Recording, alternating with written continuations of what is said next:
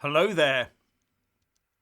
The European Court of Justice has just made a ruling that invalidates the EUUS Privacy Shield Agreement on data sharing, so constraining data flows which will adversely impact businesses and will also have repercussions for Brexit.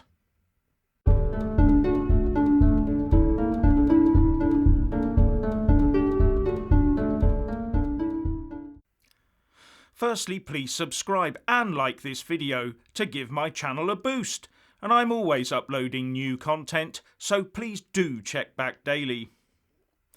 Doing a lot of international trade means passing a lot of electronic data between different jurisdictions, and one of the big ones has of course been EU-US trade. So to help with the smooth flow of data, the EU and US used the International Safe Harbour Privacy Principles, but this was declared invalid by the ECJ in 2015. So it was quickly replaced by the EU-US Privacy Shield system. But the ECJ interjected again on Thursday, and EU Commission Vice President and Czech politician and lawyer Věra Jourová told the press after the judgment that the Court of Justice declared the Privacy Shield decision invalid, but also confirmed that standard contractual clauses remain a valid tool for the transfer of personal data to processors established in third countries. And the ECJ says it's down to excessive US surveillance practices. Now, replacing Privacy Shield with these contractual clauses sounds all fine and dandy, but here's what Wired.co.uk said. That is a hammer blow to the Commission and a monumental headache for thousands of US companies. The judgment could hamper EU-US data flows, which underpin digital trade and much economic activity, from emails to clinical trials. It is also a problem for Brexit Britain. The UK is trying to secure an EU data adequacy decision that will allow data to move freely from the EU to the UK after Brexit. The ECJ could be an extra hurdle to that goal, and this ruling could lead to severe disruption to EU-UK data flows in the long term. And it goes on to point out that activities like using Gmail, video calls on Zoom, or running CRM reports on Salesforce are all enabled by Privacy Shield. And these standard contractual clauses that Věra Jourová talked about are at present extremely cumbersome and costly to use.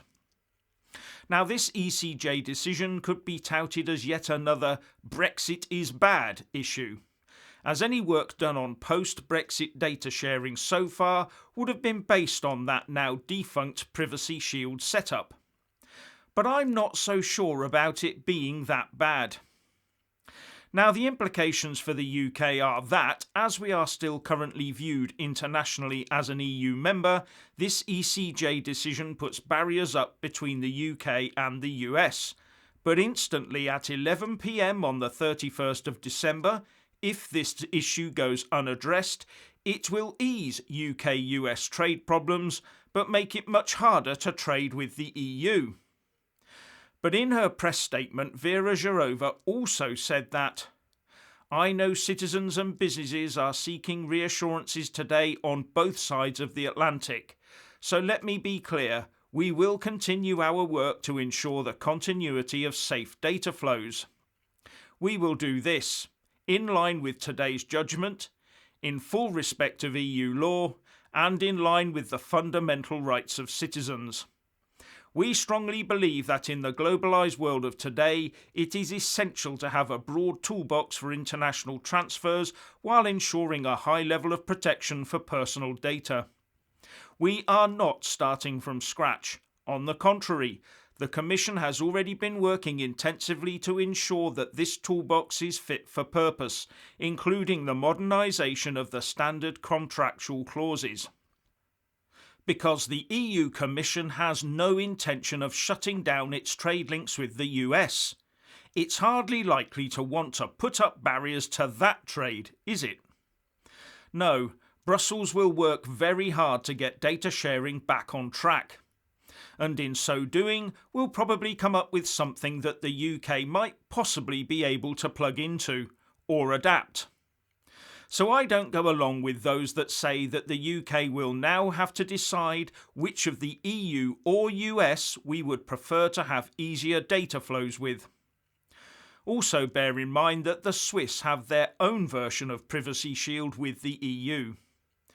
And a big point to take away from this is, had the UK signed up to the whole cloying trade deal that the EU wants to impose on us, or the sort that the Labour Party wanted, an ECJ decision like that made after the implementation period had ended would also have applied immediately to the UK, with the UK having absolutely no control or route of redress. Who would sign a trade deal with the UK on that basis? But in truth, it's the EU that should also be asking itself the basic question of, why are they making it so difficult to trade internationally? Anyway, if you want to hear more from me, please don't forget to subscribe and also press that little bell, or you won't get any notifications. And if you want to see more of me, buy a mug with my mug on it. So what do you think about this? Please share and comment, and thank you for watching.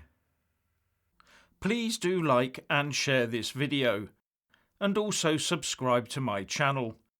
And when subscribing, please do remember to press on the little bell next to the subscribe button.